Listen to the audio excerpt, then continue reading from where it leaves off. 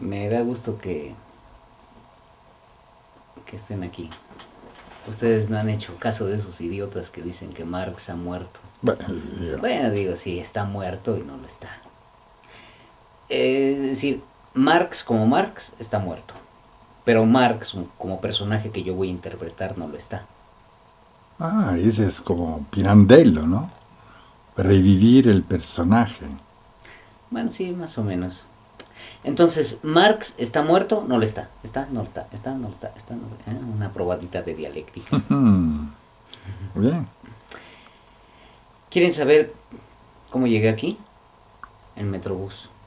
La verdad es que no esperaba llegar aquí, yo quería volver a Londres, que es donde vivía, en el barrio del Soho. Pero hubo una confusión burocrática y me mandaron al Soho, sí, pero de Nueva York.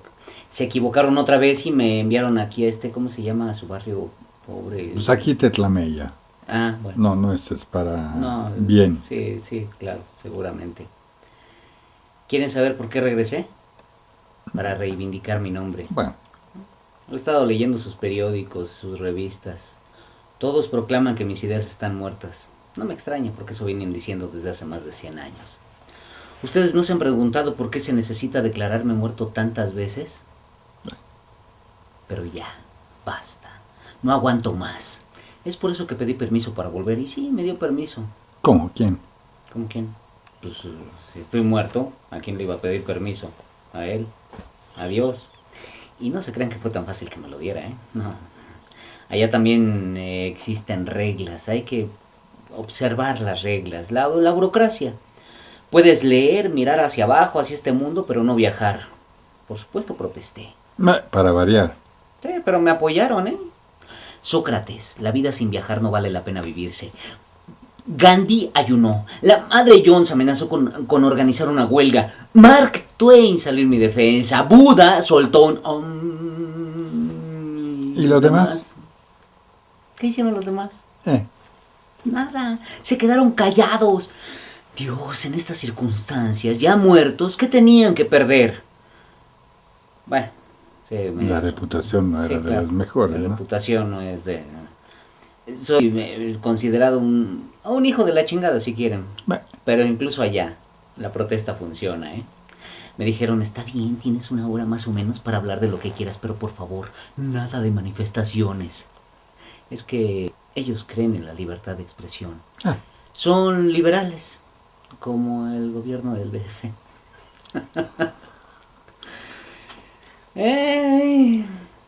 Todo por desviarme. Así que pueden difundirlo.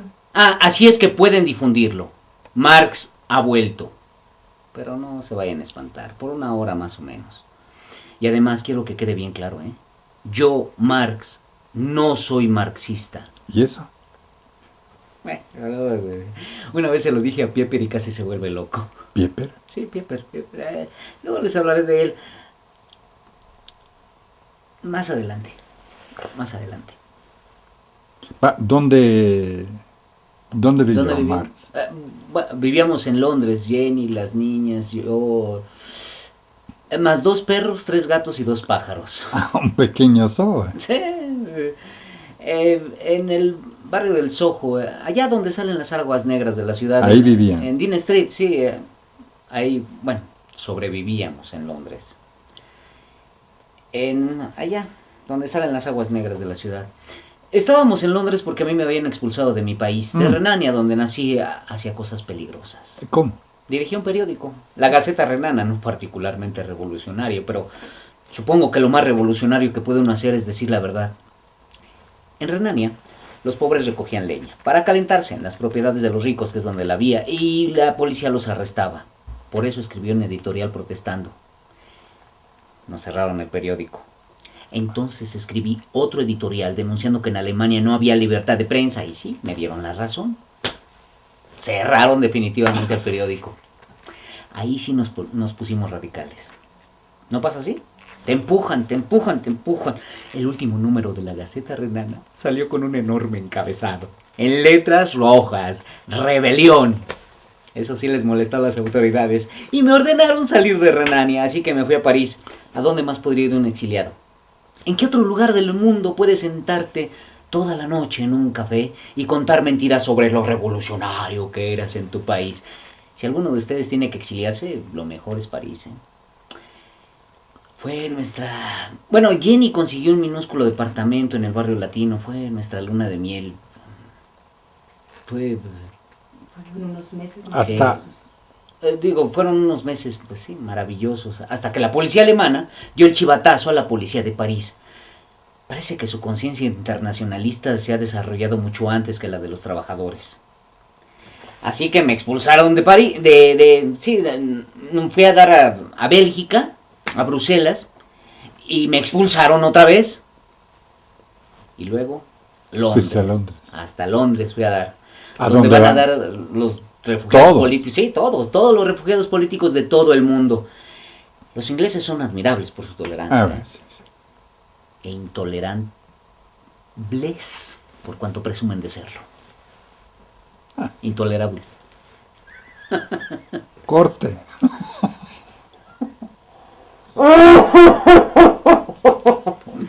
Ay, el doctor me dijo que la tos se me iba a quitar en unos días.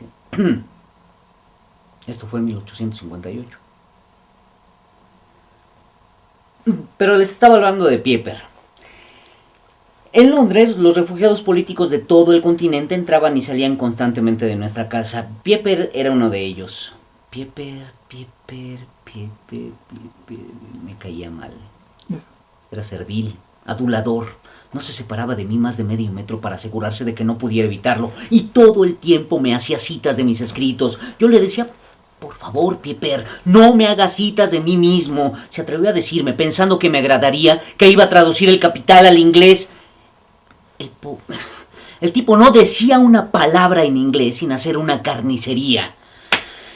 El inglés es un bello idioma, es la lengua de Shakespeare. Bueno, si Shakespeare hubiera escuchado decir a Pieper una sola frase en inglés, se envenena, y luego lo envenena a él. Pero... Tú también hablabas inglés. Bueno, sí, mi inglés tampoco era perfecto, pero... No era... Pero Jenny le tenía lástima. Sí, Jenny tenía lástima, era como una especie de solidaridad de refugiado. Lo invitaba constantemente a nuestras cenas familiares. Una noche llegó Pieper y me anunció: la fundación de la Sociedad Marxista de Londres. Una sociedad marxista, ¿y eso qué es? Nos reunimos una vez a la semana para leer sus escritos en voz alta. Los analizamos y... analizamos frase por frase. Por eso nos llamamos marxistas, porque creemos enteramente y de todo corazón lo que usted escribe. Enteramente y de todo corazón. Sí, sería para nosotros un honor, Herr Dr. Marx. Siempre me llamaba Herr Dr. Marx. Que usted pudiera presidir nuestra próxima reunión de la Sociedad Marxista. No puedo. ¿Por qué? Porque yo no soy marxista.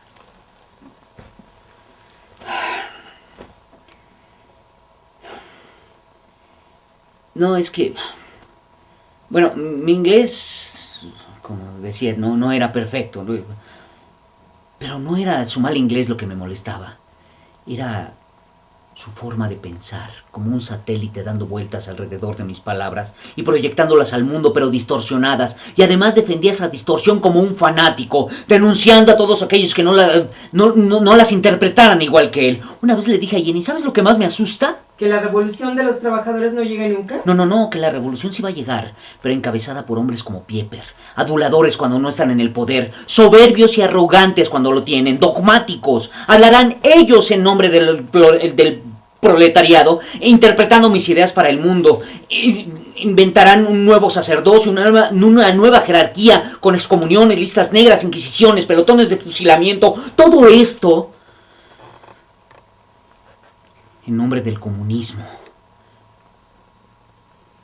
Ensuciarán nuestro bello sueño, retrasarán 100 años el comunismo de la libertad, y será necesaria otra revolución, quizá 2, 3 más para reencauzarlo. Eso es lo que temo. No iba a permitir que el imbécil de Pieper tradujera El Capital, mi capital, a su inglés. Representaba 15 años de mi trabajo, 15 años, en las condiciones de vida del Soho. Todas las mañanas caminaba entre los mendigos que vivían junto a las aguas negras, hacia el Museo Británico. ¿Ahí trabajabas? Ahí trabajaba en el Museo Británico, en su magnífica biblioteca, leyendo hasta el anochecer. Leía. Todo el tiempo. Leía. ¿Habrá algo más pesado que leer sobre economía política? ¿Qué? Leer, no, escribir sobre economía política. Fíjate. Sí. En la noche después me volví a casa, atravesando las calles oscuras, escuchando a los mendigos, vendedores pregonar sus mercancías, a los veteranos de la guerra de Crimea, unos ciegos, otros sin piernas, suplicar por un penique. ¿Se imaginan las calles de Londres en 1858? Jovencitas intentando vender panecillos por unos cuantos peniques. El ollero con sus magos, los tragafuegos, los violinistas, los de las gaitas escocesas. Y siempre una joven cantando una balada irlandesa. En lugar de una muchacha cantando una balada, he escuchado la voz lastimera que me decía: «Un peso, señor, un peso para un taco». ¿Y a eso le llaman progreso? Porque tienen teléfonos celulares inteligentes, automóviles inteligentes, máquinas que vuelan sin tripulación y matan, y 1000 pociones para oler mejor. ¿Y la gente durmiendo en las calles? Aquí tienen un informe oficial. El Producto Interno Bruto de los Estados Unidos, es decir, la riqueza que se ha generado en el último año, fue de 14,000 millones de dólares. Muy impresionante, ¿no?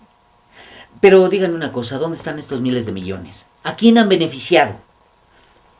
Menos de 500 individuos controlan billones de dólares en actividad financiera. ¿Qué acaso estas personas son más nobles? ¿Han trabajado más duro? ¿Son más útiles a la sociedad que la madre que cría 3 hijos pequeños sin dinero para calentarse en el invierno? La desigualdad y la miseria son inevitables, siempre han existido. Hay quienes suben a tender y hay quienes tienden a subir. Muy gracioso, ¿no? Eso es lo que veía y escuchaba todas las noches, caminando desde el Museo Británico, bajo los faroles de gas que acababan de encenderse, entre el lodo y las aguas negras, en medio del aire apestoso, el olor a pobre de Londres, hasta que llegaba a mi casa.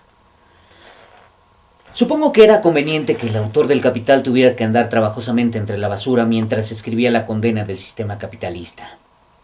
Mis críticos, intentando minimizar el contenido del Capital, han dicho, como siempre se dice de los escritores radicales: el pobre ha de haber tenido unas experiencias personales terribles. Pues sí, efectivamente. El camino a casa a través del Soho alimentó la cólera que puede haber en el Capital. No iba a permitir que el imbécil de Pieper tradujera mi Capital a su inglés.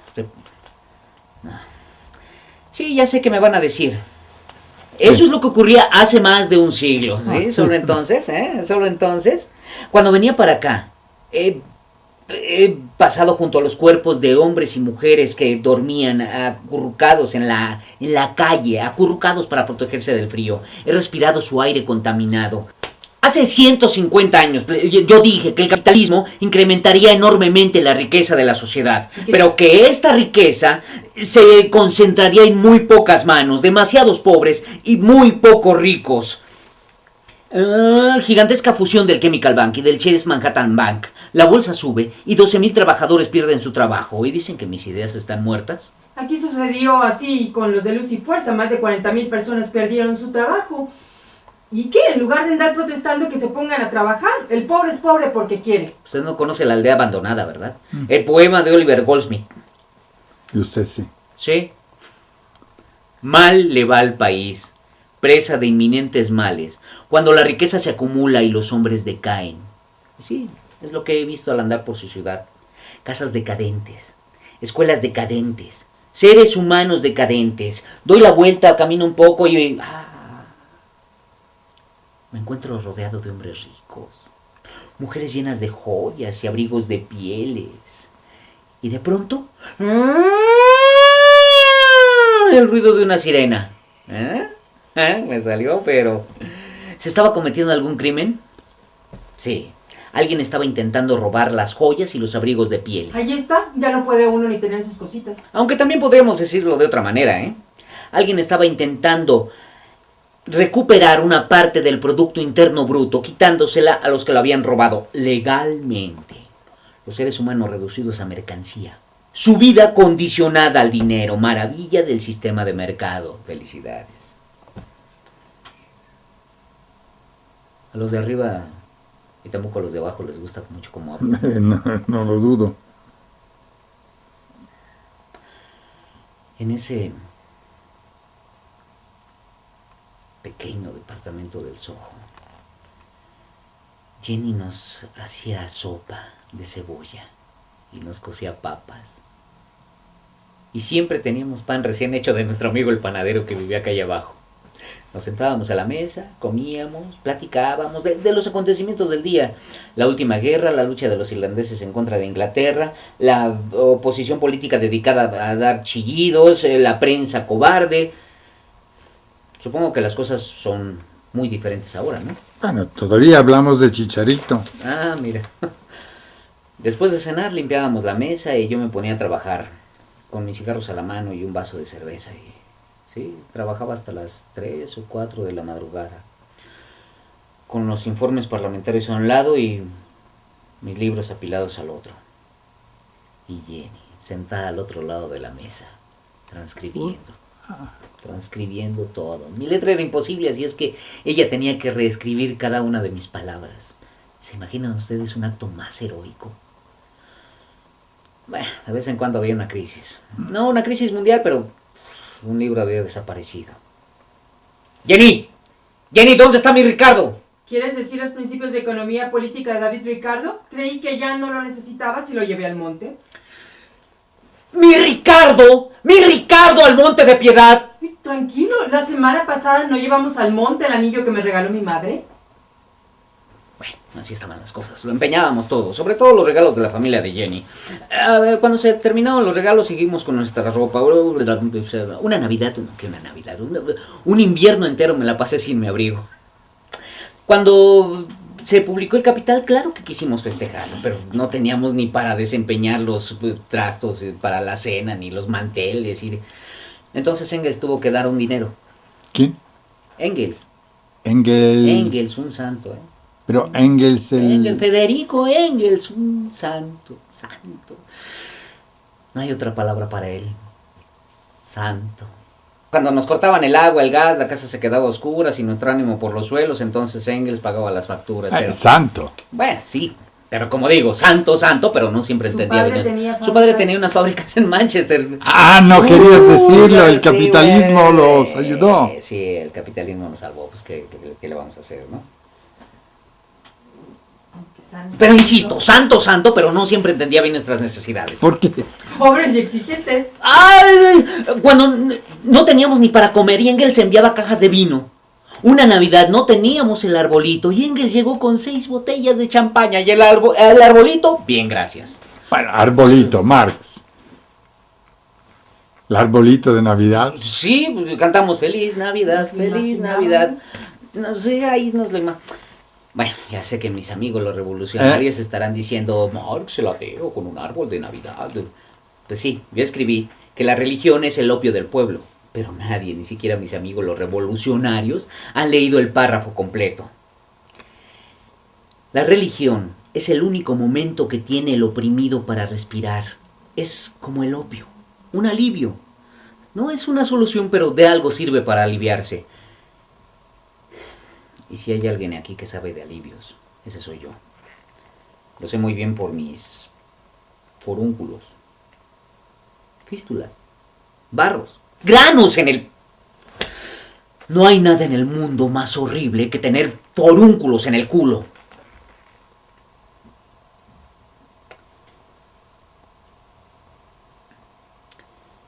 Jenny. No sé cómo le hizo. Empacó todo lo que teníamos y se trajo a nuestras 2 hijas, Jenny y Laura, a Londres. Después parió 3 veces en ese miserable y frío departamento de Dean Street. Hizo hasta lo imposible para que los niños no padecieran por el frío. Los vio morir, uno tras otro. Guido todavía no había empezado a andar. Francesca tenía 1 año y tuve que pedir prestadas 3 libras para su ataúd. Mosh vivió 8 años. La noche en que murió todos dormimos alrededor de su cuerpo en el piso hasta el amanecer. Cuando nació Leonor,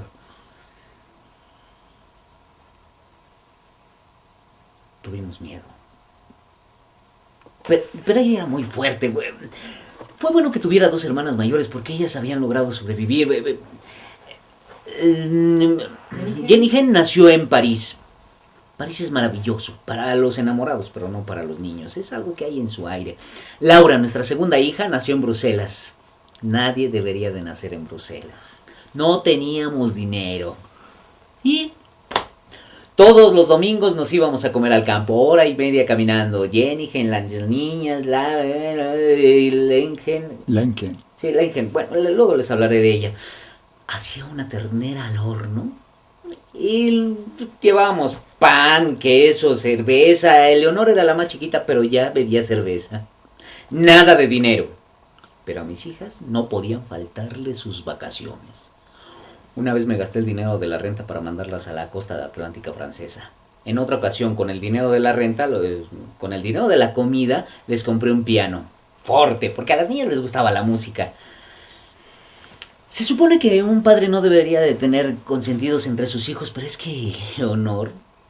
Yo solía decirle a Jenny, Eleonor es una niña rara, ¿eh? ¿Y qué esperabas? ¿Que los hijos de Mark sean normales? Eleonor era la más chiquita, pero era la más brillante. ¿Se imaginan una revolucionaria de 8 años? Es la edad que ella tenía en 1863. Polonia se había rebelado en contra de la dominación rusa. Entonces Tusi, así le decíamos a Leonor, Tusi, escribió una carta a Engels hablándole de esos valientes camaradas polacos, como ella les llamaba. En 1864, a los 9 años, escribió una carta a los Estados Unidos dirigida al presidente Lincoln, dándole consejos de cómo ganar la guerra a los confederados. También fumaba. ¿Cómo? Y bebía vino. Sí, todavía era una niña, vestía sus muñecas y se bebía una copa de vino. A los 10 años ya jugaba, a los 10 años ya jugaba ajedrez conmigo y no era fácil ganarle, ¿eh? A los 15 se enfureció de pronto contra la ley que ordenaba descansar en el Día del Señor. No se permitía ninguna actividad en domingo. Entonces Tusi organizó la noche del domingo para el pueblo en el Salón San Martín. Trajo músicos de todas partes que interpretaban a Händel, Mozart, Beethoven. 2,000 personas llenaban el lugar. Era ilegal, pero nadie fue arrestado. Así es que, ¿aprendieron? Si tienes que violar la ley, hazlo junto a 2,000 personas. Y por favor, a Mozart. El brillo de sus mejillas apagaría las estrellas, lo mismo que la luz del día apaga las antorchas. Yo leía a Shakespeare, Esquilo, Dante en voz alta, a ella le encantaba.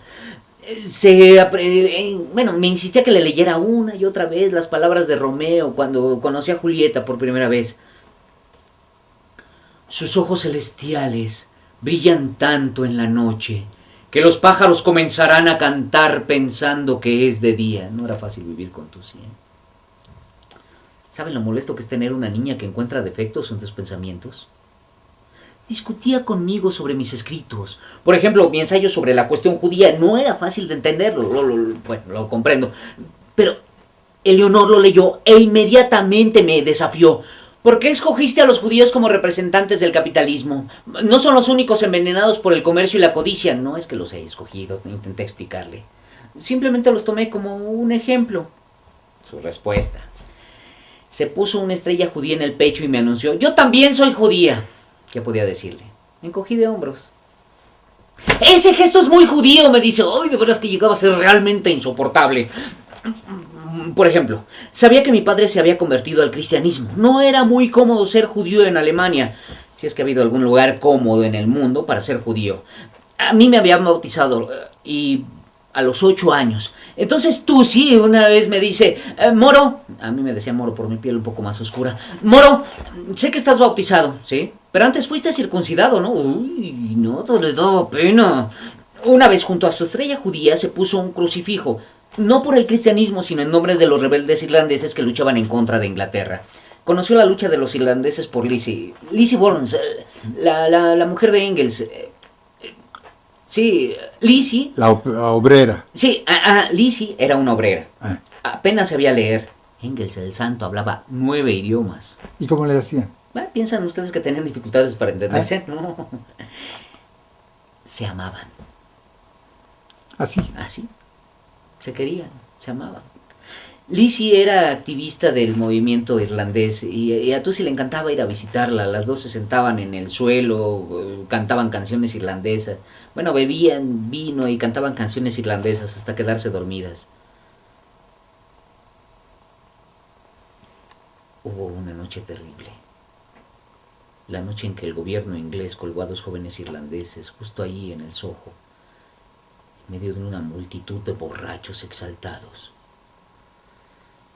Esos ingleses tan educados con su té a las 5 y sus ahorcamientos públicos. Sí, ya sé que ahora no cuelgan a la gente. Se limitan a inyectarles veneno en las venas, suministrarles gas letal o quemarlos con electricidad. Sí. Es más civilizado.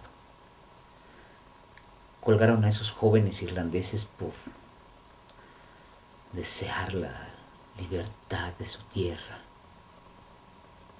Eleonor no dejaba de llorar. Yo le dije, tú si no puedes involucrarte tan profundamente en los horrores del mundo, solo tienes 15 años.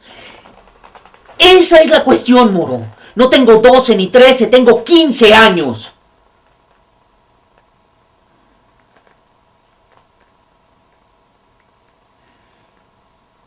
Mi hija tenía 15 años. Era una niña. Y se enamoraba de cualquier joven bello, impetuoso que viniera a visitarlos. Dijo. Podría ser una lista, ¿eh?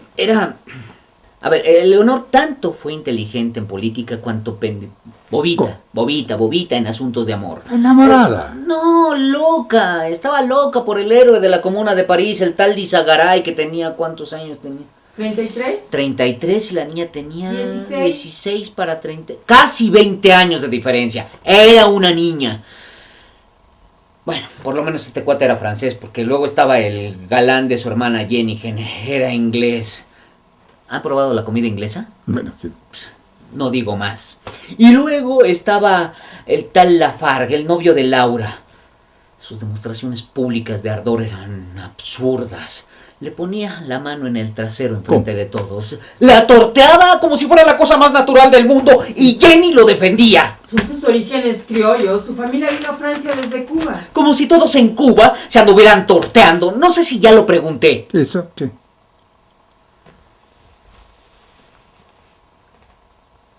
¿Alguien aquí ha tenido forúnculos en todo el cuerpo?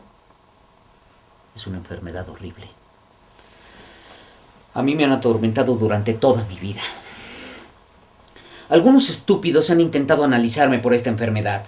Marx está enfadado con el sistema capitalista porque tienen forúnculos, imbéciles. ¿Y los revolucionarios que no tienen forúnculos qué? Pero siempre le han de encontrar algo, ¿eh? A uno que le pegaba a su padre. A aquel otro que su madre lo amamantó hasta los 10 años. A el de más allá nunca le enseñaron a usar la vacinica o jamás le cambiaron el pañal. ¿Y a usted cómo le va? ¿Usted es normal? Como si tuviéramos que ser anormales para rebelarnos en contra de la explotación. Le encuentran cualquier explicación, excepto la más obvia, que el capitalismo, por su propia naturaleza, por estar en contra del espíritu humano, alimenta la rebelión. Y por favor no me vayan a salir ahora que, comparado con mis tiempos, el capitalismo se ha vuelto más humano. Pues sí. ¿Sí? ¿De verdad se lo creen?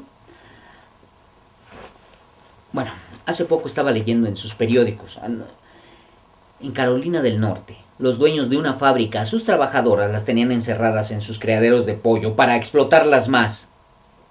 Hubo un incendio y murieron 25 mujeres atrapadas. Eso no pasa aquí, ¿verdad?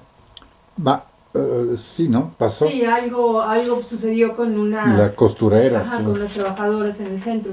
¿Ya eso le llaman ustedes capitalismo más humano? Desgracias. ¿De verdad se lo creen? Debería darles vergüenza.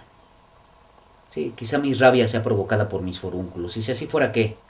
¿Ya intentaron trabajar sentados con forúnculos en el culo? Y por favor, no me vayan a hablar de los médicos, ¿eh? Que ellos saben de esto mucho menos que yo. Mucho menos, porque los forúnculos son míos. No podía ni dormir. Hasta que encontré algo milagroso. Sí, milagroso. El agua. Tan así. Tan así. Agua, baños empapados en agua caliente, y bueno, tibia. Jenny me los aplicaba pacientemente una hora tras otra. Cuando me despertaba en medio de la noche porque el dolor y la despertaba a ella, entonces me los ponía así. A veces cuando Jenny no estaba, lo hacía Lingen. Ya les hablaré de ella. No coman ansias, más adelante, más adelante.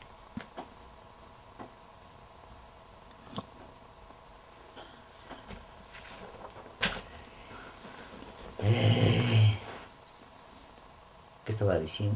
Del Engen, ¿no? Ah, sí, Lincoln. A ver, vivíamos en el barrio del Soho, en absoluta pobreza, y a la madre de Jenny, mi suegra, ¿qué se le ocurre?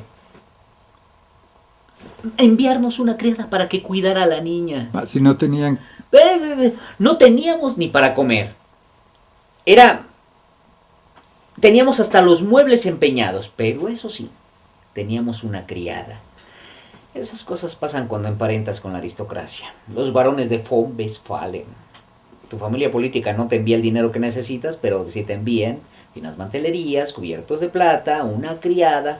Hasta eso que no es tan descabellado lo de la criada, ¿eh? ¿Eso por qué? Sí, pues siempre puede agarrar las finas mantelerías, los cubiertos de plata, llevarlos al Monte de Piedad y traer algún dinero. Oye, Lengen lo hizo muchas veces. Sí.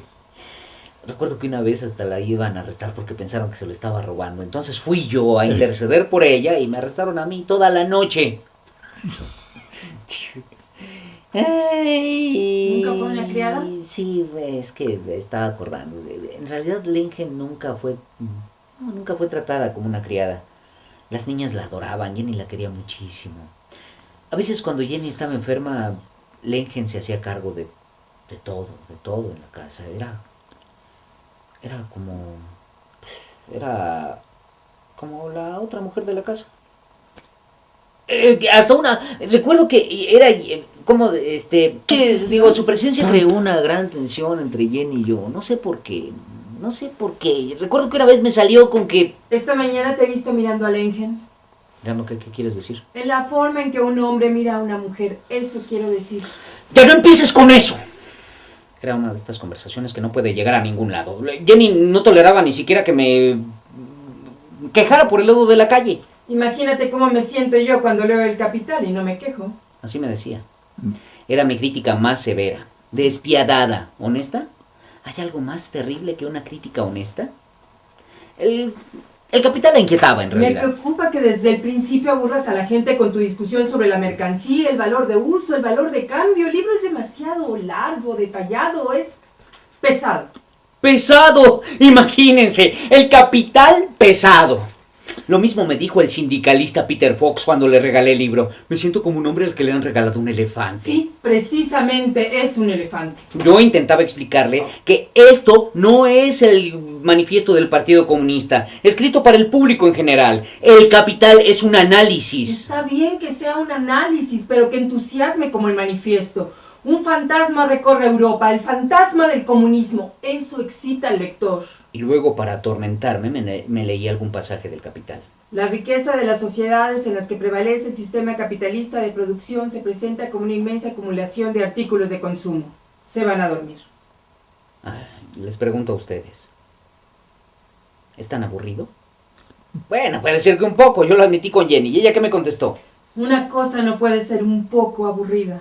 Una cosa no puede ser un poco aburrida. No estoy hablando mal de Jenny, no me malentiendan. Ella consideraba El Capital, solo que le parecía que era un análisis demasiado profundo, no para cualquiera. Por otro lado, no es fácil demostrar cómo, en un cierto momento de la historia, surge el sistema capitalista, genera un crecimiento colosal de las fuerzas productivas y un incremento sin precedentes de la riqueza del mundo. Luego, esta misma riqueza, por las propias características del capitalismo, destruirá la humanidad de los trabajadores y de los propios capitalistas. Y finalmente, cavará su propia tumba para dar paso a un sistema más humano. No es fácil explicar esto, ¿eh? ¿Estamos llegando a la gente que queremos llegar? ¿Sabes por qué los censores han permitido que se publique tu libro? Porque como ellos no alcanzan a entenderlo, suponen que nadie más lo va a hacer. Les recordé que El Capital había recibido muchas críticas, bastante favorables. Pues sí, porque la mayoría de ellas las escribió Engels. Le dije que quizá estaba siendo tan crítica con mi trabajo porque no eres feliz conmigo. Ustedes los hombres no pueden creer que su trabajo merezca críticas y entonces todos se lo toman como algo personal. Jenny estaba pasando por un mal momento. Supongo que yo era el responsable, pero no tenía cómo aliviar su angustia. Entiéndanme, pónganse en mi lugar. Cuando Jenny y yo nos casamos, yo tenía 17 años y ella 21. Era maravillosa, con su cabello negro, sus ojos verdes y su familia. Por alguna razón les gusté. Eran aristócratas, los barones de von Westphalen. A los aristócratas les encantan los intelectuales. Recuerdo que el padre de Jenny y yo teníamos largas discusiones sobre filosofía griega. Yo había hecho mi tesis doctoral sobre la diferencia de la filosofía en Demócrito y Epicuro. Fue ahí cuando me di cuenta de que hasta ese momento los filósofos únicamente habían interpretado el mundo. El problema era cómo cambiarlo. Cuando me expulsaron de París, Jenny me siguió me expulsaron de Alemania, Jenny me siguió a París. Allí nos casamos y nacieron Jenny, Laura, y vivíamos felices, sin nada, reuniéndonos en el café con los amigos. Ellos también vivían sin nada, éramos pura chusma. Bakunin, el descomunal y peludo anarquista. Heine, el hermoso poeta. Engels, el santo ateo. Stirner, el inadaptado total. Y Proudhon, que decía: la propiedad privada es un robo, pero yo quiero un poco. Me hubiera gustado que conocieran a Jenny. Lo que hizo por mí es incalculable. Hasta aceptó el hecho de que yo simplemente no tuviera un trabajo como los demás hombres. Bueno, sí, lo intenté una vez. Escribí una carta a los ferrocarriles solicitando un empleo de administrativo y así me contestaron: estimado doctor Marx, es para nosotros un honor su solicitud de trabajo aquí. Nunca hemos tenido un doctor en filosofía trabajando para nosotros como administrativo, pero el puesto requiere de una escritura legible, por lo que desgraciadamente, afortunadamente para mí, no podemos aceptar su solicitud.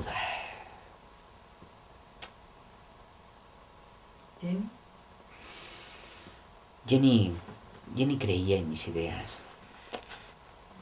Solo que quería que describiera la teoría de la plusvalía de forma que la pudieran entender los trabajadores comunes y corrientes. Nadie puede entenderla sin entender antes la teoría del valor del trabajo. A ver, la fuerza de trabajo es la única propiedad que tiene el trabajador y tiene que venderla como mercancía para poder subsistir. Sí, para poder subsistir. ¿Cuánto vale esta mercancía, esta fuerza de trabajo según el capitalismo?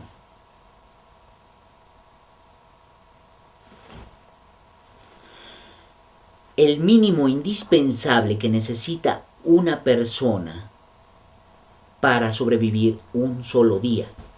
Un solo día. ¿No? Pues hasta los de la jornada lo entendieron. En México, con 10 minutos de trabajo de un obrero, se paga su salario.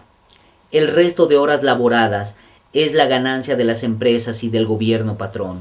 Esto es el origen de la plusvalía, ¿eh? Dilo más directo. Tu patrón te da un salario muy bajo, apenas para que puedas sobrevivir y seguir trabajando, pero con tu trabajo él gana muchísimo más de lo que te paga, entonces él se hace cada vez más y más rico, mientras que tú permaneces pobre. Está bien. Puedo aceptar que solamente 100 personas en la historia han entendido mi teoría de la plusvalía. Sin embargo, es correcta. La semana pasada estaba leyendo los informes del Departamento de Trabajo de los Estados Unidos. Los trabajadores están produciendo cada vez más y su salario es cada vez más bajo. ¿Cuál es el resultado? Lo mismo que yo dije hace 150 años. El 1% de la gente más rica de Estados Unidos posee el 40% de la riqueza de ese país. Y esa nación no solamente ha robado a su propia gente, ha chupado la riqueza del resto del mundo. Y me piden que simplifique algo que es tan complejo.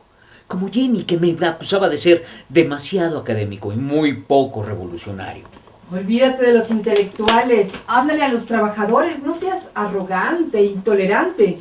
¿Por qué atacas a otros revolucionarios con más vehemencia de lo que atacas a la burguesía? A Proudhon, por ejemplo. Ese tipo no entiende. Tenemos que aplaudir al capitalismo por su desarrollo de grandes industrias, para luego apoderarnos de estas. Proudhon piensa que debemos volver a una sociedad más simple, más austera, más pobre de lo que estamos. Por eso escribió su librito, La filosofía de la miseria, al que yo le contesté con el mío, La miseria de tu filosofía. Sentí que era chispeante, inteligente, simpático. Yo lo encuentro profundamente insultante.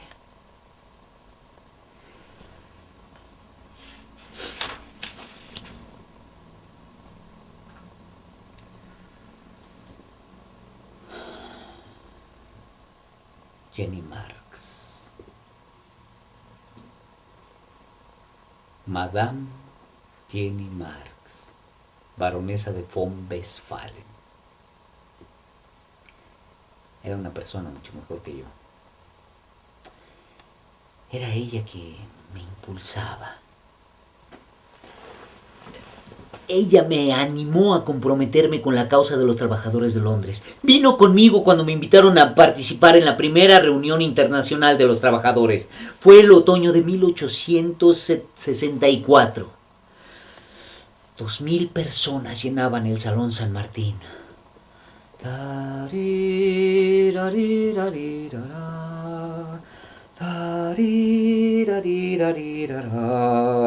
Los trabajadores de todos los países deben unirse en contra de las políticas exteriores criminales que malgastan, que se mueven por prejuicios nacionalistas, que malgastan en guerras la sangre y la riqueza de nuestros pueblos. Debemos combatir más allá de las fronteras nacionales para reivindicar las leyes sencillas de la moral y de la justicia en los asuntos internacionales. Trabajadores de todo el mundo, únanse.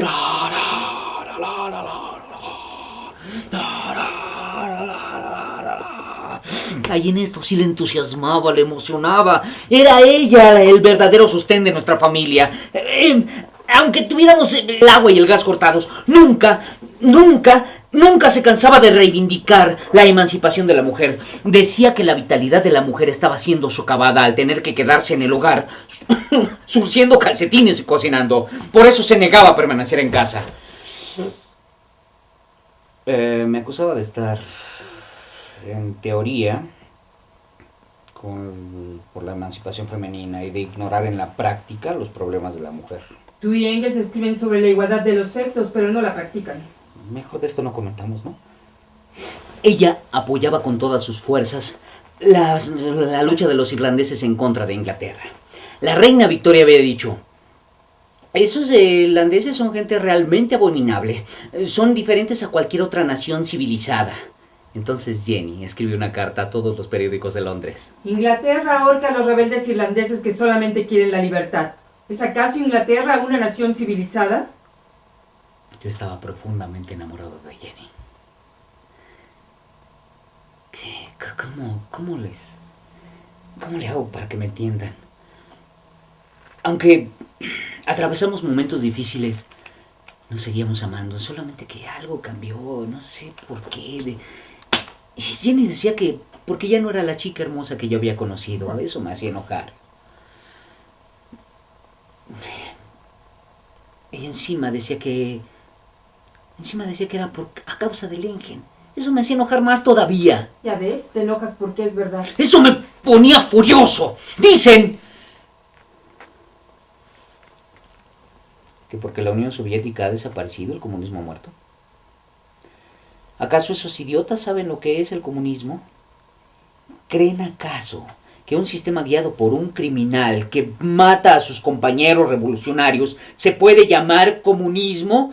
¡Seiskofen! ¿Cómo? Cabezas de mierda en español. Los periodistas y políticos estos que dicen tales cosas, ¿a qué escuela fueron? Nunca han leído el manifiesto que Engels y yo escribimos cuando yo tenía 28 años y él 30. En lugar de la vieja sociedad burguesa, con sus clases y sus antagonismos de clases, tendremos una asociación en la que el libre desarrollo de cada individuo sea la condición para el libre desarrollo de todos. ¿Sí se entiende? ¿Sí entienden? El objetivo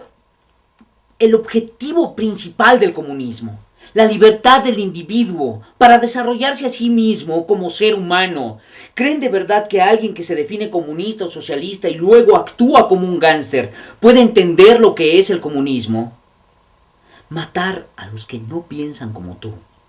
Puede ser ese el comunismo por el que he luchado toda mi vida. Ese que tomó el poder en Rusia. Que les habrá permitido a sus compatriotas leer la carta que yo escribí, que le envié al periódico La Tribuna de Nueva York, en la que decía: la pena capital no puede ser justificada en ninguna sociedad civilizada. El socialismo nunca puede adoptar las estupideces del capitalismo. Pues aquí en México el Partido Verde ha propuesto la pena de muerte. Ahí está. ¿Y sus reclusorios cómo están? Así de repletos. ¿Y quién está ahí? Los pobres. Sí, es verdad que algunos han cometido crímenes terribles y violentos, pero la mayoría son raterillos, narcomenudistas, que creen en la libre empresa. Hacen lo mismo que los capitalistas, pero en una escala menor, mucho menor. Entonces, ¿qué? ¿Nada más vamos a dejar que los delincuentes anden vagando libres por las calles? En lugar de castigar al individuo por sus crímenes, eliminemos las condiciones sociales que los provocan. Démosle a cada persona lo que necesita para desarrollar su vida. No. Lo que hace falta es una dictadura. ¿Dictadura? Sí, una dictadura. No le tengan miedo a la palabra.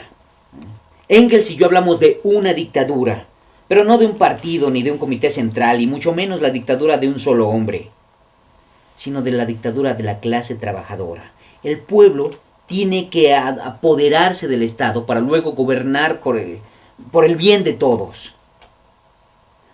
Bakunin, por supuesto, no estaba de acuerdo con esto, Decía que un Estado, incluso un Estado de trabajadores, si tenía policía, reclusorio, se convertiría en una tiranía. Yo le dije: ¿sabes lo que quiero decir con dictadura del proletariado? Fíjate en la Comuna de París. Eso es la verdadera democracia. No como la de ustedes. Donde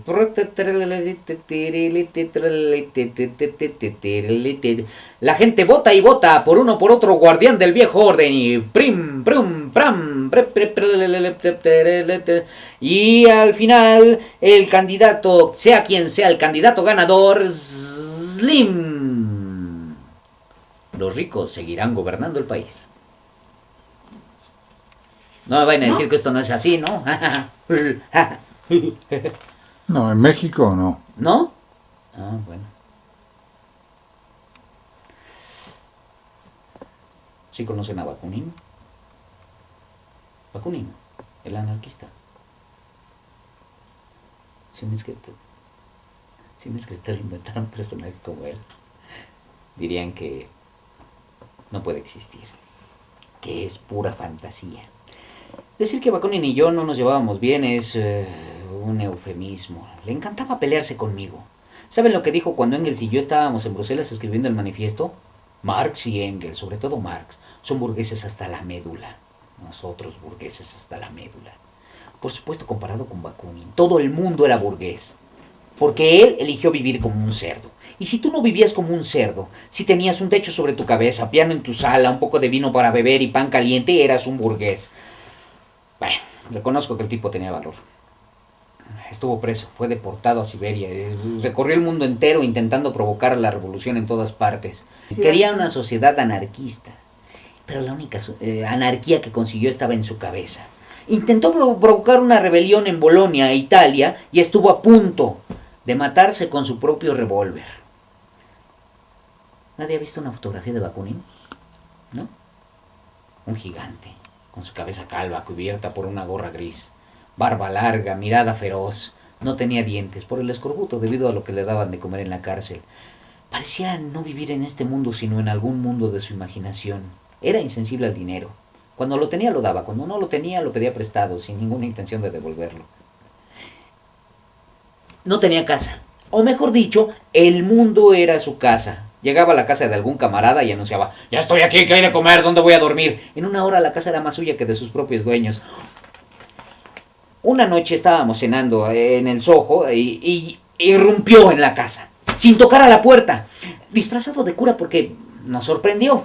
Porque si llegó así, disfrazado de cura, porque la policía lo andaba persiguiendo por toda Europa. Pensábamos que estaba no sé, en Italia, en algún lugar lejano, provocando una rebelión. Bueno, el caso es que llegó disfrazado de cura, sonrió, dijo: buenas noches, camaradas, y sin esperar respuesta, se sentó a la mesa y empezó a devorar grandes trozos de pan, queso, carne, y a tragarse el brandy un vaso tras otro, como si fuera agua. Yo le dije, estaba furioso, le dije: Mijail, por favor, bebe vino, que es más barato, el brandy es carísimo.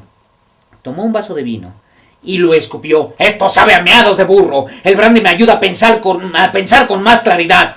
Y luego siguió con su exhibición de siempre, pregonando, discutiendo, ordenando, pontificando. Estaba furioso, pero fue Jenny quien le habló. Mijail, para allá, papá. Estás consumiendo todo el oxígeno de la habitación. Y él soltó una carcajada. Y siguió. La cabeza de Bakunin estaba llena de basura anarquista, teorías románticas y utópicas. Yo quería que lo expulsaran de la Internacional, pero Jenny se opuso rotundamente, por supuesto. ¿No te parece ridículo? Apenas se forma un grupo con 6 revolucionarios y ya están pensando en expulsar a alguno. El desgraciado se quedó con nosotros una semana entera. Una noche nos quedamos tomando y discutiendo. Y tomando. Hasta que ninguno de los dos podía pararse. Y yo me quedé dormido en medio de una de las peroratas de Bakunin. Y me despertó sacudiéndome. Todavía no he terminado de exponer mi punto de vista, me dijo. Eran los días gloriosos de 1871, cuando la Comuna tomó el poder en París. La Comuna de París. Bakunin les cayó con toda su mole en esa revolución, pero los franceses sí lo entendían, Decían: el primer día de la revolución Bakunin es un tesoro, el segundo día mejor matarlo. Bakunin y yo discutíamos y bebíamos y discutíamos y bebíamos y discutíamos y bebíamos. Mijail, tú no entiendes. El concepto de Estado proletario. No podemos eliminar el pasado por un momento de exaltación. Tenemos que construir una nueva sociedad sobre las cenizas del viejo orden. El Estado proletario. No, pendejo, me dijo. El pueblo, acabando con el viejo orden, tiene que vivir en libertad inmediatamente o la perderá. El asunto empezó a ponerse ofensivo. Le dije: eres demasiado estúpido para entenderlo. El brandy había hecho su efecto. Marx, eres un arrogante hijo de puta. ¿Cómo? ¿Siempre? Eres tú el que siempre no entiende. Piensas que los trabajadores harán una revolución basada en tus teorías. No les importan una mierda tus teorías. Su rabia surgirá espontáneamente y harán la revolución sin lo que tú llamas tu ciencia. El instinto de la revolución está en sus tripas. Es más, escupo en tus teorías y escupió en el suelo. ¡Cerdo! Mijail, puedes escupir sobre mis teorías, pero no en el suelo de mi casa. Límpialo inmediatamente. Me contestó: siempre supe que eras un tirano y un déspota. Y yo siempre supe que tú eras un eunuco. Se puso furioso. Parecía un animal prehistórico. Se abalanzó sobre de mí. Luchamos en el suelo. Pero estábamos tan borrachos que no podíamos hacernos daño. Y solo terminamos ahí, tirados, jadeantes.